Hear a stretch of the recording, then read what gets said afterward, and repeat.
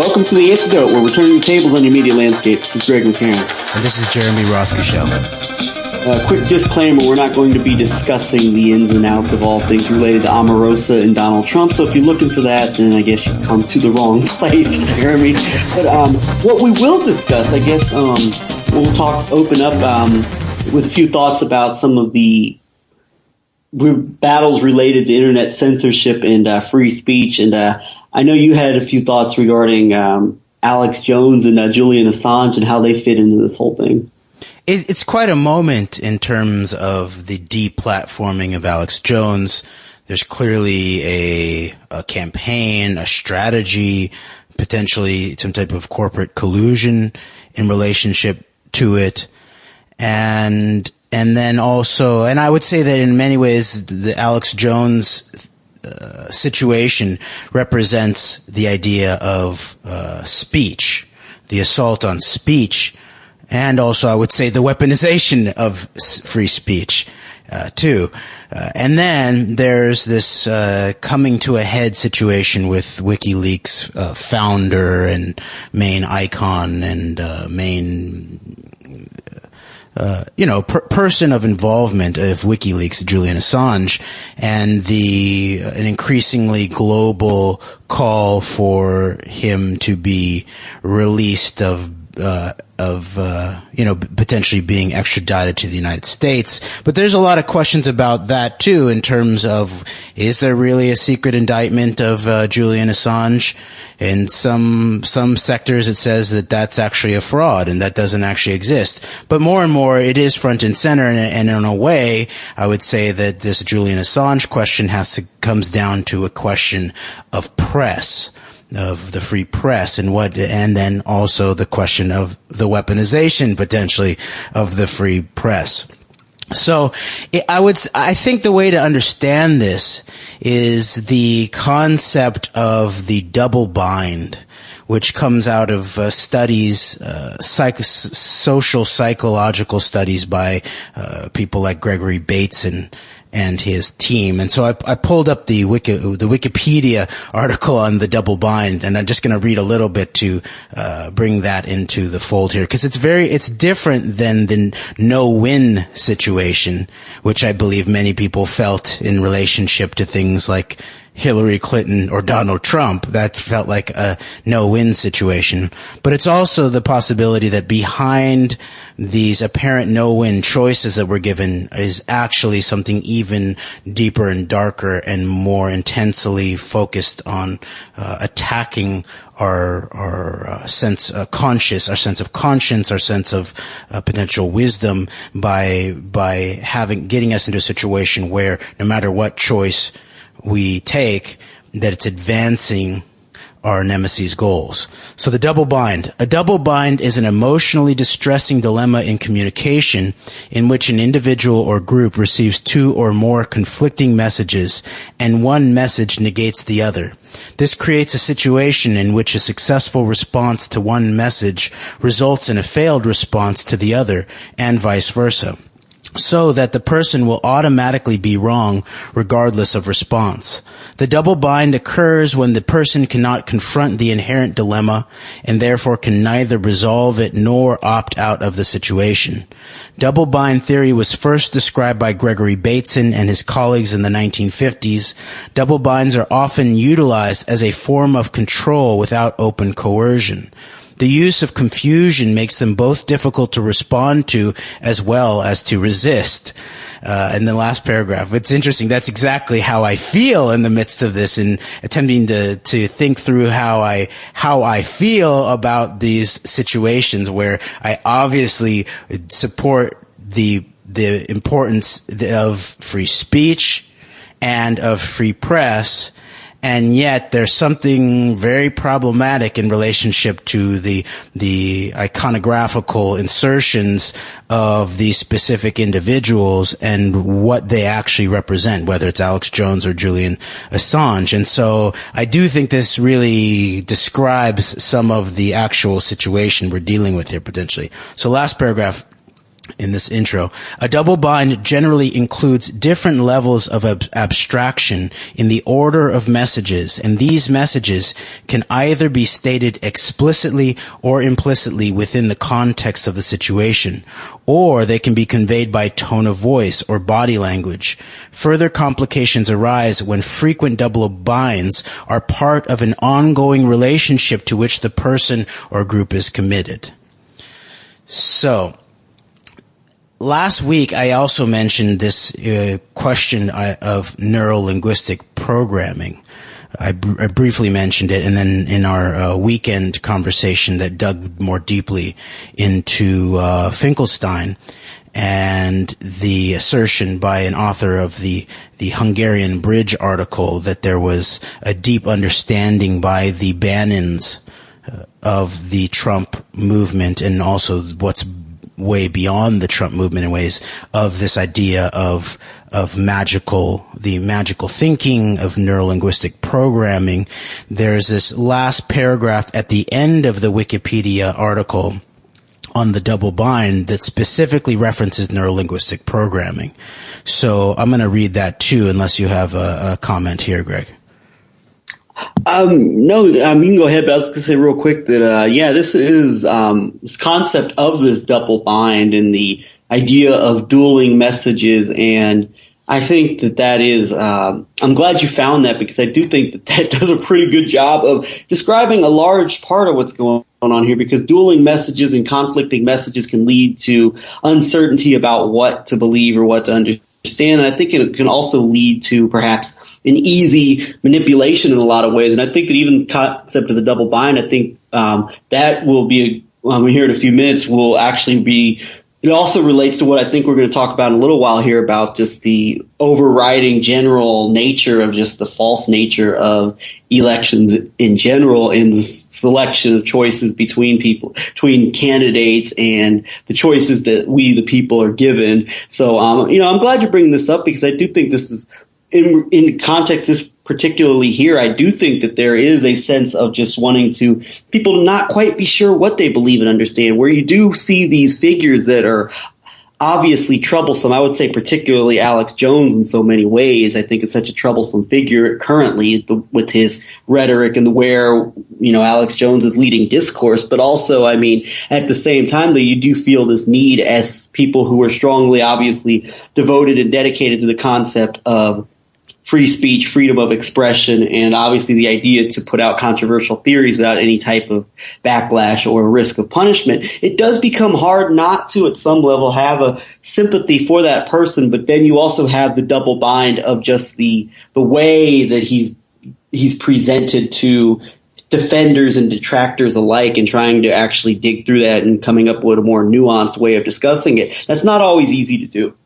That's a great point. And that actually, I believe, is the only solution to when we are presented these traps of choices, is to think in a complex fashion and not to just grab onto one of the simple choices that's been given to us, but do some of the harder work of not just sort of latching on to a hot take, but do a little bit of investigation, do a little bit of thought, and push against the discomfort that's involved inherently in these double bind choices that are presented to us. That's a key part of it too, is that it's meant to be emotionally difficult to avoid, to slip away from it, or to confront it as a false choice, or we might even say a false dialectic. Yeah, and I think that kind of emotional difficulty is also very key, in that it will give people tend to react emotionally rather than try to really be logical with things. I think that's human nature in large part, but especially with regards to like elections and important political matters. You just get so much of what you get is just emotional reactions out of people. So. Exactly. And before I read this paragraph on neurolinguistic programming, I just want to do a brief background on Gregory Bateson. If people are interested, this concept of the double bind is laid out in his book, Steps to an Ecology of Mind. In one of the chapters, the subtitle is A Revolutionary Approach to Man's Understanding of Himself. And Bateson is a key figure that people should go look at the background here in terms of, I believe he was OSS, and he seems to be one of the key figures in the creation of the MK Ultra program that to this day is still not really fully understood about how mass scale it was, and it wasn't really just about creating individual Manchurian candidates. Yes. But it was actually very likely had a lot to do tied into things like culture creation and the mass mind control that I think we're beginning to really see the negative reaping of that whole program now, when it's becoming more and more overt in relationship to this psychometric, psychographical, highly tuned digital warfare against people's hearts and minds. So neurolinguistic programming at the end of this Wikipedia site on double bind. The field of neurolinguistic programming also makes use of the expression, quote, double bind, unquote. Grinder and Bandler, both of whom had personal contact with Bateson and Erickson, asserted that a message could be constructed with multiple messages whereby the recipient of the message is given the impression of choice, although both options have the same outcome at a higher level of intention. This is called a double bind in NLP terminology, and has applications in both sales and therapy. In therapy, the practitioner may seek to challenge destructive double binds that limit the client in some way, and may also construct double binds in which both options have therapeutic consequences. In a sales context, the speaker may give the respondent the illusion of choice between two possibilities. For example, a salesperson might ask, quote, would you like to pay cash or by credit card, unquote, with both outcomes presupposing that the person will make the purchase. Whereas the third option, that of not buying, is intentionally excluded from the spoken choices. Note that in the NLP context, the use of the phrase double bind does not carry the primary definition of two conflicting messages. It is about creating a false sense of choice, which ultimately binds to the intended outcome. In the cash or credit card example, this is not a Bateson double bind since there is no contradiction, although it still is an NLP double bind. Similarly, if a salesman were selling a book about the evils of commerce, it could perhaps be a Bateson double bind if the buyer happened to believe that commerce was evil, yet felt compelled or obliged to buy the book. So in the spirit of unpacking this, I think it might be helpful to actually just dig a little bit into thinking through what issues and what principles are of concern in relationship to this deplatforming situation exemplified by Alex Jones, or this question of the role of the free press and the rights of the free press in relationship to Wikileaks and Julian Assange. And this then, of course, goes back to these core freedoms. These are natural, inherent freedoms that are very high up there in terms of the hierarchy of our rights, especially as laid out in the Bill of Rights in an American context.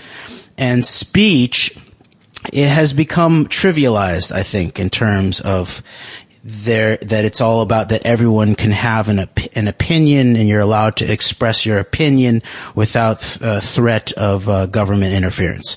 That's clearly protected and included within the protection of free speech. But in a very real way, I am sort of reminded of that Thomas Jefferson quote about if he had to choose between a functioning government and a functioning press, he'd have to choose the latter. Because it really does go to the heart of what it might mean to have a legitimate society, a legitimate nation that was based on self-governance. And that if you had any government structure, it must be then based upon the legitimacy of that self-governance process. And in order to have that, you have to be able to have the right for people to be able to not only think for themselves, which I believe is also implied in the religious freedoms that are protected in the First Amendment. Freedom of conscience, I think, is really deeply implied there, and that also has been trivialized to mainly be about separation of religion and state, or to protect religious institutions, and the trivialization towards 501c3 nonprofit status and all of that. But at the heart of the religious freedoms are really freedoms of conscience and the ability to think in a way that includes one's ethos, one's heart, one's sense of emotional ethics in a way too, I would say. So that's in the mix there, and that speech is front and center because it's the way that we can begin to actually reason with each other. So we're not just thinking on our own. And that was actually there's a strong, legislative tradition, or judiciary tradition in the United States pointing out all the way back before the founding of the country even, that the right to speak has to do with the right to think. And that in order to think, you have to be able to speak in order to have some type of dialogical reasoning and potential for critique. That's how we can learn where we're wrong in the case of things like facts or logical suppositions or conclusions. And actually, Professor Tony Hall and I discussed this a little bit in a special False Flag Weekly News that we did a few weeks ago about his trials up there at the University of Lethbridge, and we dealt with that. So people might want to take a look at that.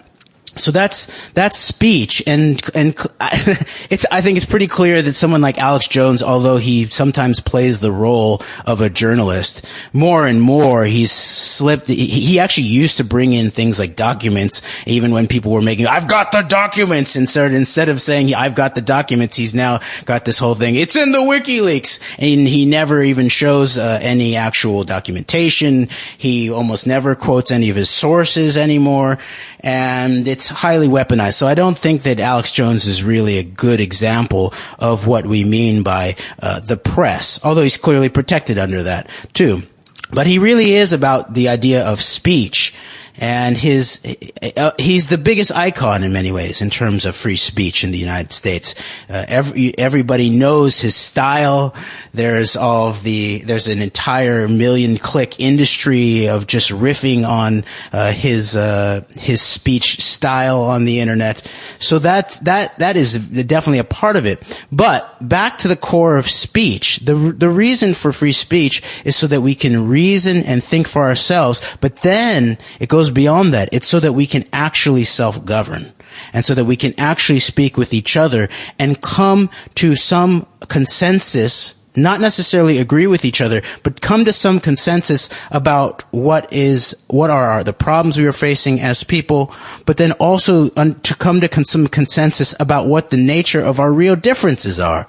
And so that we can then potentially resolve some of those differences over the long term, and that's where assembly, I believe, comes into place. Freedom of assembly. Go look at Alex Jones's interview with Russell Means from more than 5 years ago, which is a very deep interview, one of Alex Jones's best interviews, I would say.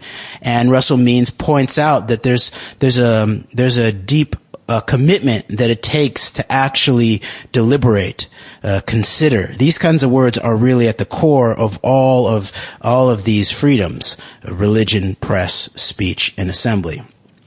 So that's speech. And so just looking into this situation of Alex Jones in terms of deplatforming, it's very obviously this is tough because it's pretty clear that the government has been involved in the creation of such platforms as Google, i.e. YouTube, and Facebook.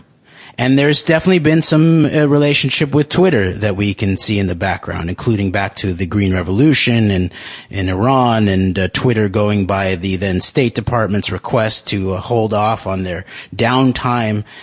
So, but at the same time, these are corporate platforms, and people might want to go look at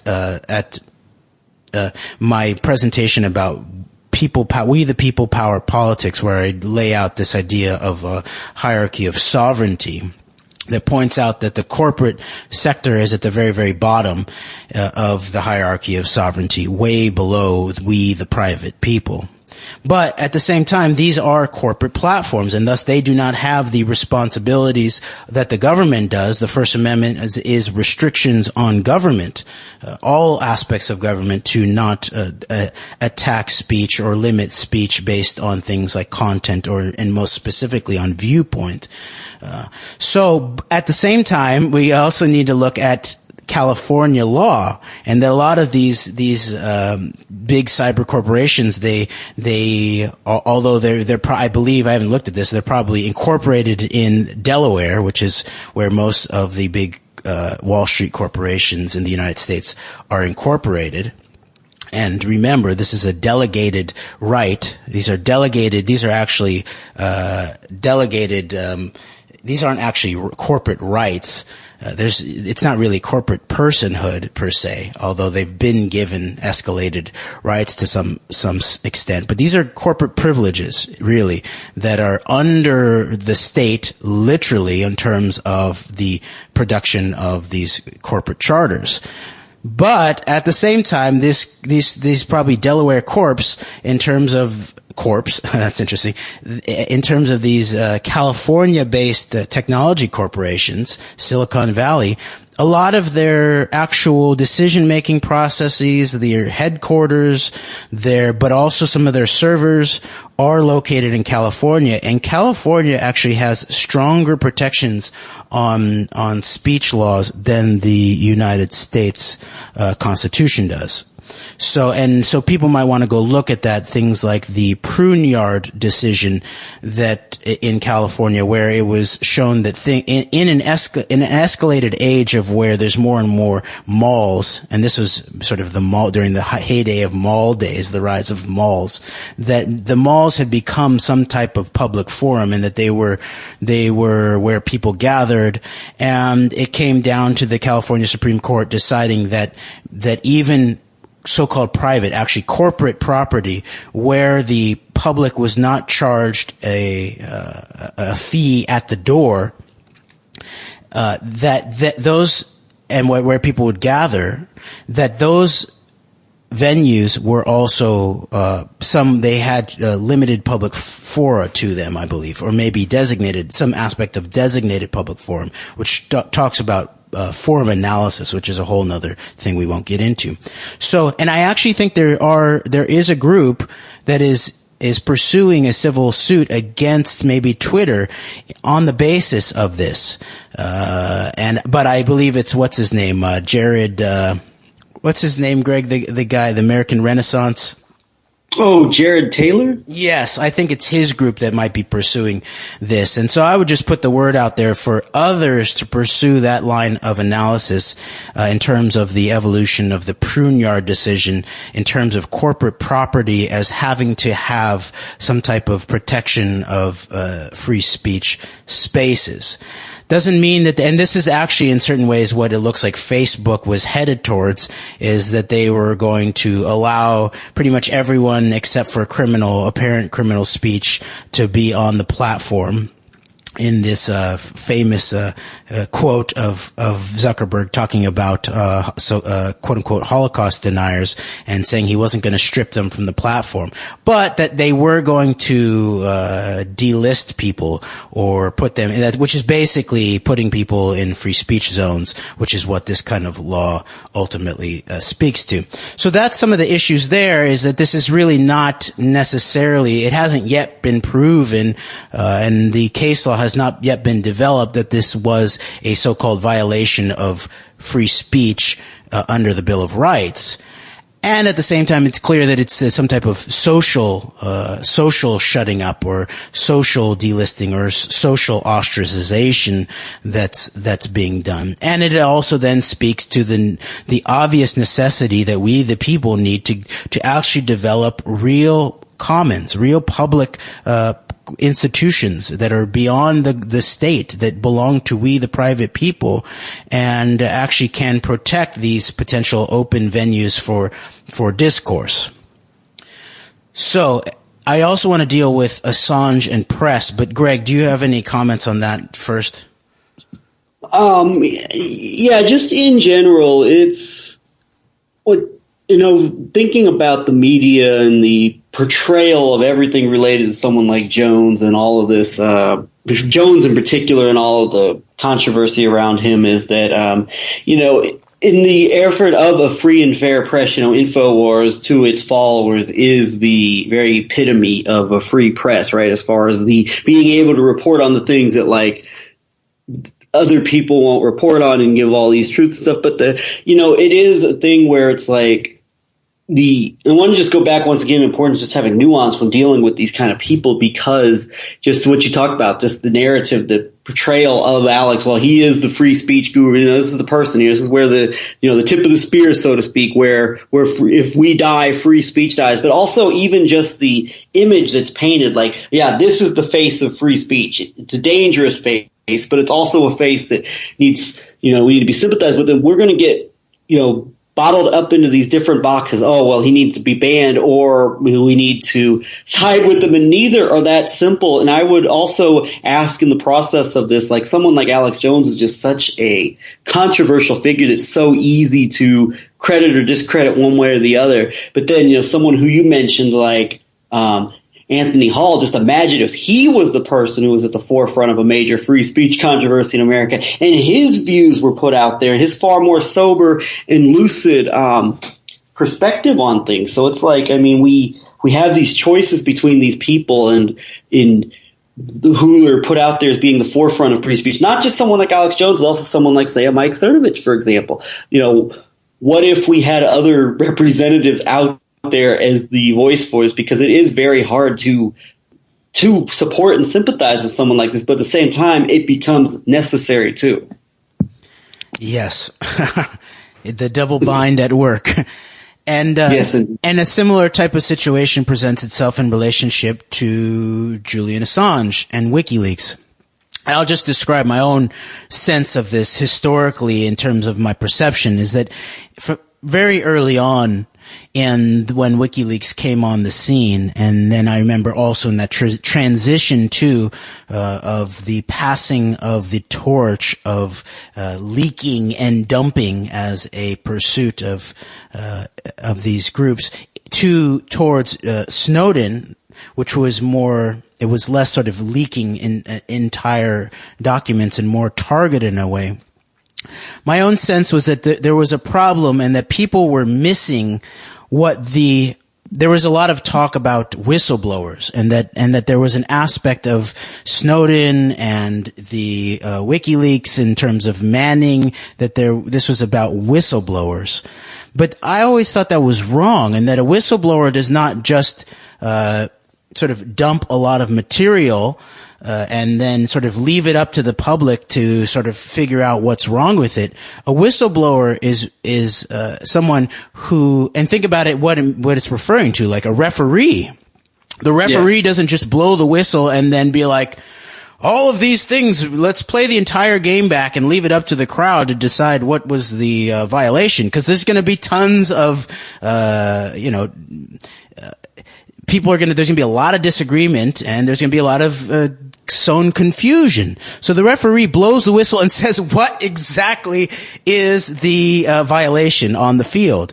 And so that is, to me, that's what the real whistleblower does. They not only bring hidden information into the light, but that they blow a very specific whistle that's based on their own ethics, and in the case of government whistleblowers, in terms of their own contracts that they took to defend and uphold the Constitution. In things such in a context of the United States, for example, such as Snowden and Manning. And then the other part about it was that it also, there was this escalation of the rhetoric around transparency that was also seemed to be completely in line with the highly weaponized nonprofit organizations that were sent out by aspects of the deep U.S. national security apparatus and the intelligence agencies. that this is all about transparency. And in the wake of WikiLeaks, that was where Assange and Netanyahu agreed, was that this was really all about transparency, and Netanyahu said that it was a new age where leaders should know that they should speak exactly the same way that they speak in private, but out in public too, and then also, there was this sense of just sort of like dumping all of these documents, and that's this idea of transparency in a way, this transparency of all these documents, and putting aside the question of which documents are not dumped, which documents are actually being held back. And early on in the WikiLeaks Assange days, there was a lot of reporting in aspects of the indie media groups, but also some of the Arab world, that Assange had cut some type of agreement with Israeli officials around certain things that were not going to be released. And I haven't seen whether there's actually been hard evidence, follow-up reporting on that. But that seemed to be clearly what happened. And Netanyahu's immediate response is this WikiLeaks is good for Israel, sort of sounds like Netanyahu's response to 9/11.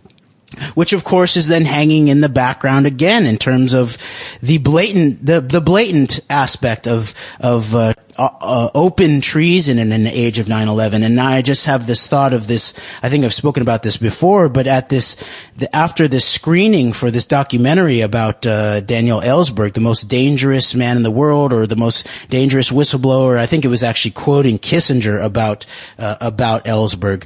Ellsberg was actually there, and there was a circle, and I basically said, in the day and age of open treason like 9/11, we are all whistleblowers, because we can point to the evidence, and that's mass murder and treason on television is illegal. There's the evidence that violates these ethical and legal guidelines, and we are all whistleblowers. So we like to have more information from inside, but the blatant criminality is out in the open.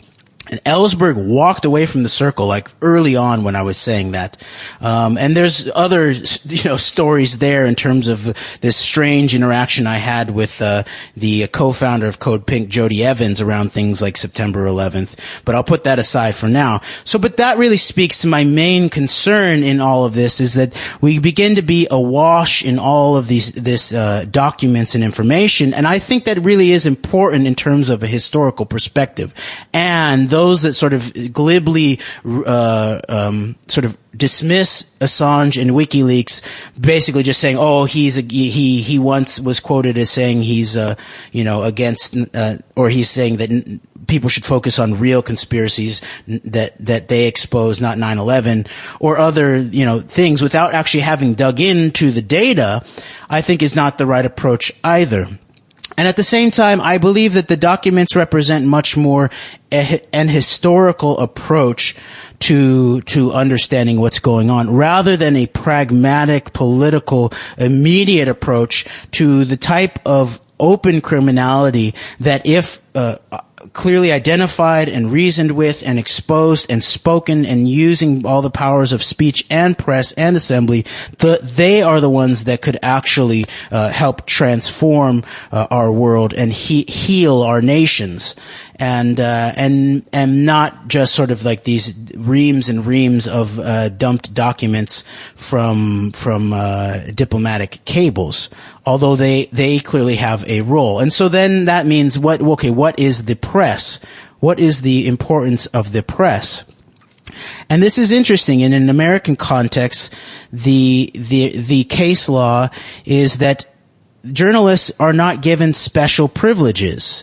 And this is why that journalists can potentially be held to some legal account for not giving up their sources when it comes to things that potentially violate aspects of national security law. putting aside the problematic nature of the evolution of so-called American national security law from the origins and things like the Espionage Act, and the basically just to ultimately support war-making efforts, most all of which are based on deception, illegality, and very obvious immorality.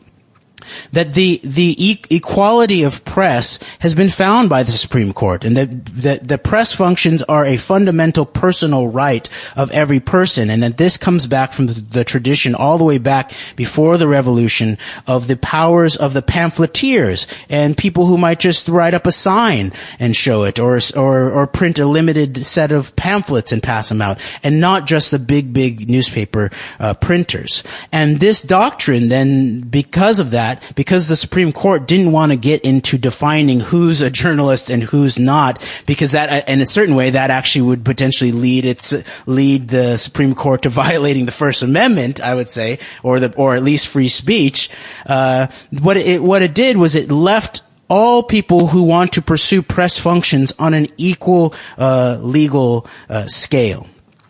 And so then clearly Julian Assange needs to be protected under the First Amendment in terms of releasing documents, unless it can be shown that there is very specific illegal acts that he was potentially involved in.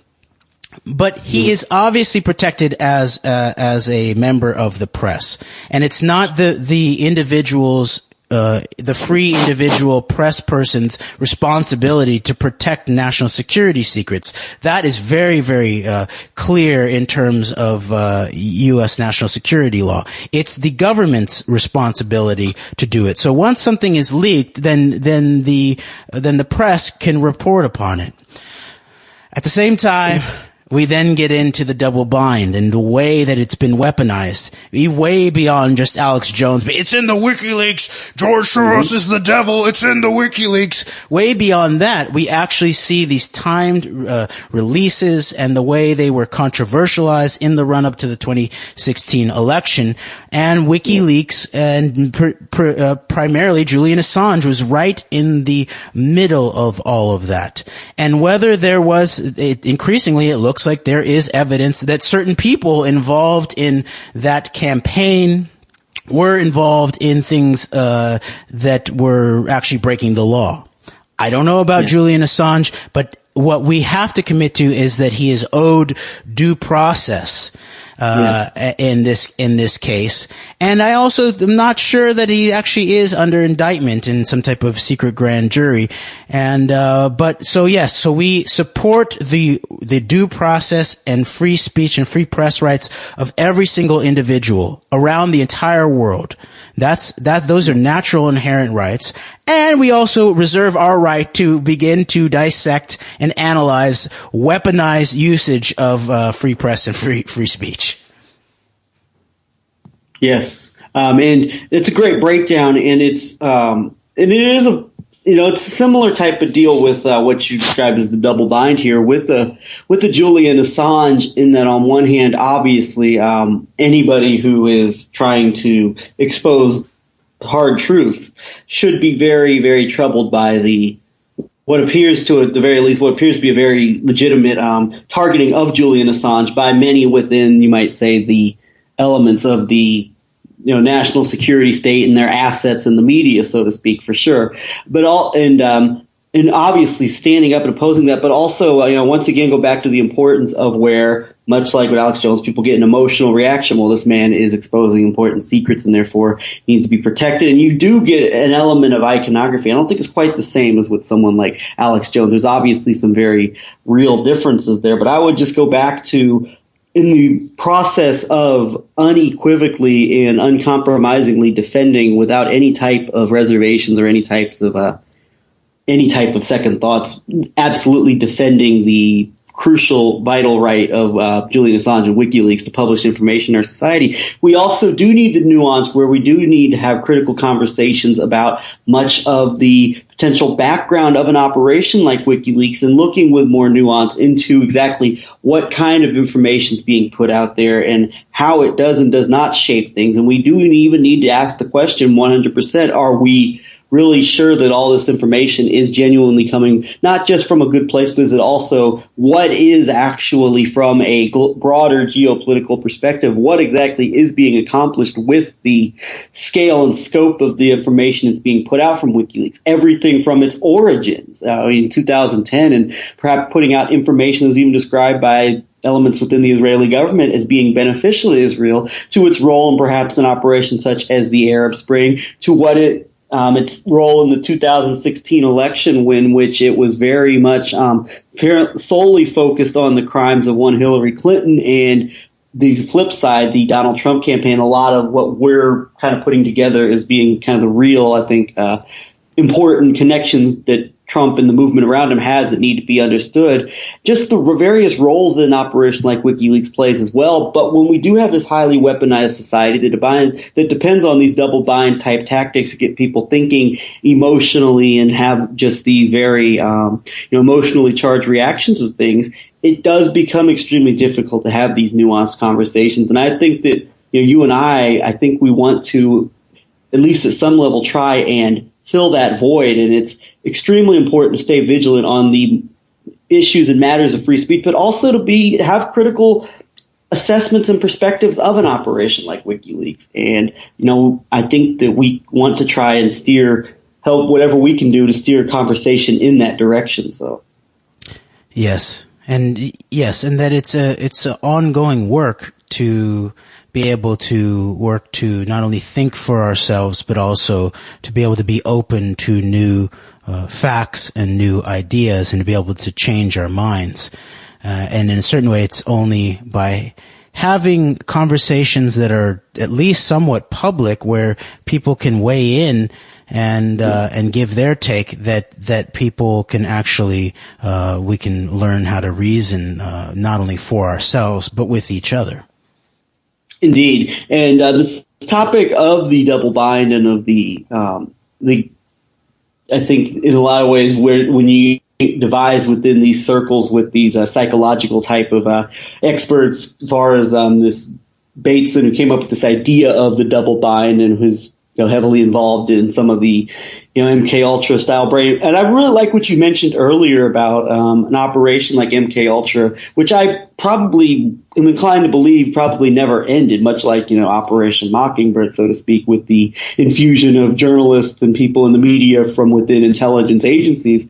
You mentioned that it's not just individual Manchurian candidates, but in a lot of ways, these are very collective style, mental, emotional brainwashing and manipulation programs that are going on. And it doesn't just, you have the legendary image of the Manchurian candidate or of the brainwashed project, for example, but I do think that it is a much broader thing, and I'm glad you mentioned that. And I think that as time goes on, we've seen more and more mastering of this ability to just psychologically manipulate and wage psychological warfare against the masses. And one area where I think that is definitely true is the election system of elections here in the U.S. And I imagine this extends to other countries as well, but here in the U.S. especially, and we've talked about whole concept of election fraud and the stealing and rigging of elections. But I do think that from that context also, when you look at, say, the 2016 presidential race, I would look at a broader perspective of not just physical style manipulation, physical style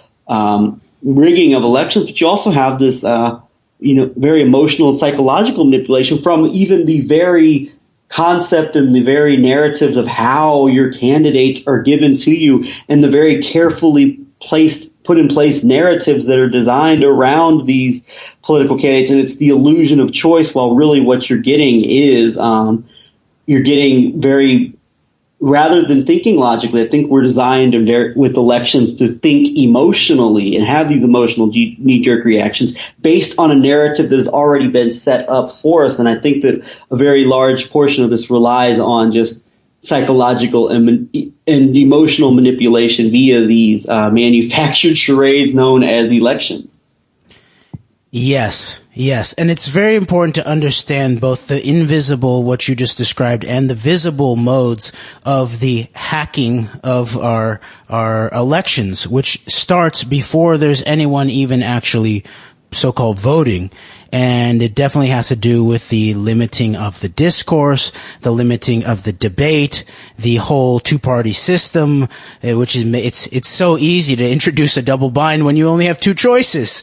And the more complex the geometry in terms of political thought, this is my assertion, the more difficult it becomes to actually force people into double binds. But when you have political ideologies that are based on left and right, which I believe comes out of the post-French revolutionary period of where people sat, but then also Democrat, Republican, it becomes really, really easy to create a reactionary mode that sort of opens up the psychological space for people to not even understand how they're being mentally controlled and hacked. We're being mentally hacked at some level.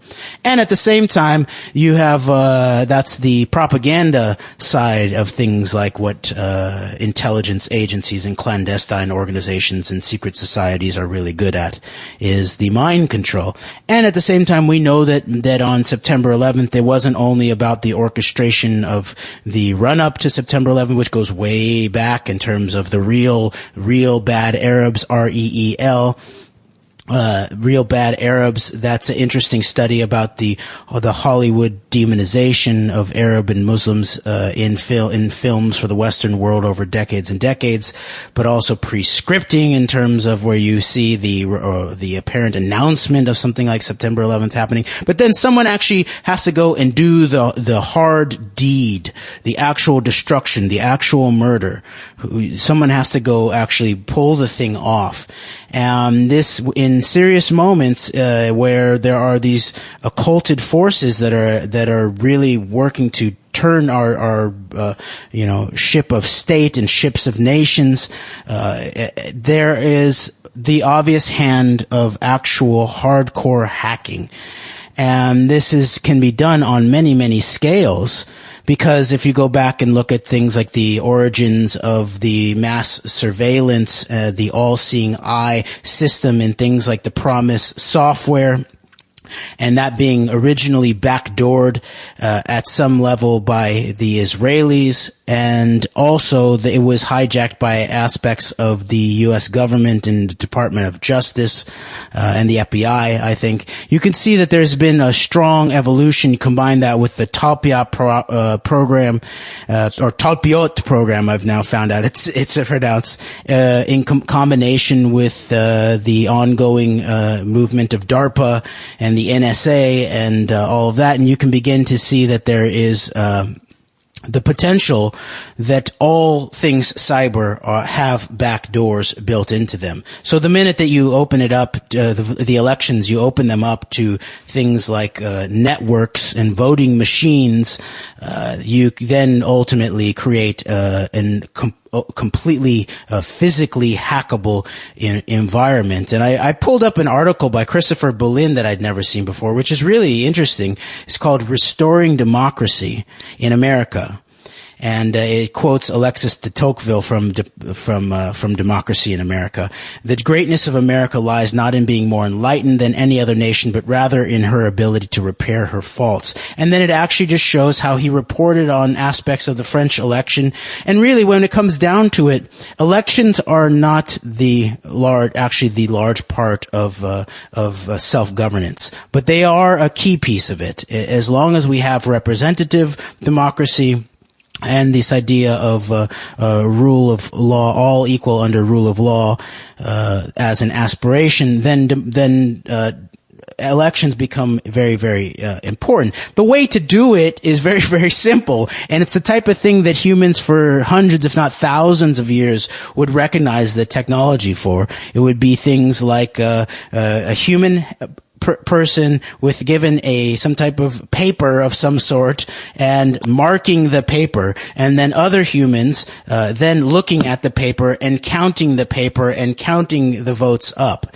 And then after that point, after you have that, and this is all handled at a highly distributed, decentralized, localized fashion, then those can be tallied up and results aggregated. And because they've all been handled and in a very transparent fashion, the way that it's done appropriately is right out in the open, and you can still protect anonymity in the vote by just having it be some type of anonymized number or some numbering system, and it can then in our digital age we could actually live stream this kind of open counting to the entirety of the world. We could put it on a distributed database, like a blockchain, so it could never be hackable by anybody, and thus it would always be testable. And then if the individual wanted to double check their own vote, they would have a way to de-anonymize just for themselves, let's say, their own vote and see to make sure that it had been actually uploaded properly. So that's very simple. But meanwhile, we have this machine hacked system. I believe 80% of Americans vote on voting machines, and there's been tons of studies, and we'll link to a lot of different articles about what actually happened, not only in 2000 and 2004, which people are pretty familiar with now, maybe not as familiar as they should be. And you can there's an interesting article that we'll share that's called "Why Can't the Nation and the Left Deal with Election Theft" by Bob Petrakis and Harvey Wasserman. And it talks about the background. And then they wrote a book called The Flip and Strip Selection of 2016, 5 Jim Crows and Electronic Election Theft. So that we'll link to that. There's also an article right after the election in 2016 by Mark Crispin Miller titled "Exit Polls Suggest that Trump's big, quote, victory was stolen, just like Hillary's nomination." Here are the unadjusted exit polls for the 2016 election as compiled by Jonathan Simon, author of the indispensable Code Red, Computerized Election Theft and the New American Century. These figures make quite clear that this election may have been, quote, rigged after all, just as Donald Trump kept warning, except that it was rigged to make him president and to maintain the GOP's grip on the Senate. Thus, Donald Trump and the Republicans arguably, quote, won this election just as Hillary Clinton and the DNC, quote, won the Democratic nomination, i.e. by fraudulently, quote, beating Bernie Sanders in the primaries.